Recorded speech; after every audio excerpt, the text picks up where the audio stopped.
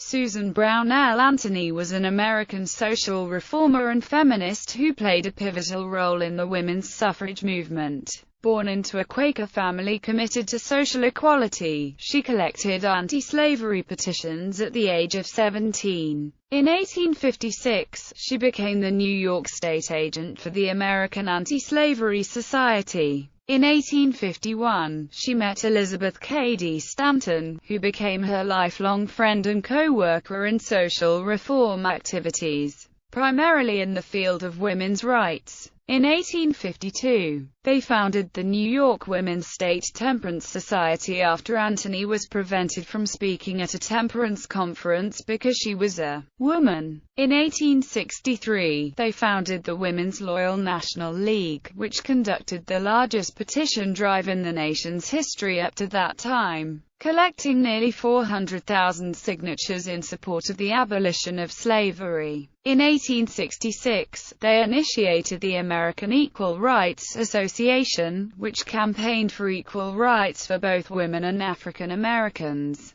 In 1868, they began publishing a women's rights newspaper called The Revolution. In 1869, they founded the National Woman Suffrage Association as part of a split in the women's movement. In 1890, the split was formally healed when their organization merged with the rival American Woman Suffrage Association to form the National American Woman Suffrage Association, with Antony as its key force. In 1876, Antony and Stanton began working with Matilda Jocelyn Gage on what eventually grew into the 6-volume History of Woman Suffrage. The interests of Antony and Stanton diverged somewhat in later years, but the two remained close friends. In 1872, Antony was arrested for voting in her hometown of Rochester, New York, and convicted in a widely publicized trial. Although she refused to pay the fine, the authorities declined to take further action. In 1878, Antony and Stanton arranged for Congress to be presented with an amendment giving women the right to vote,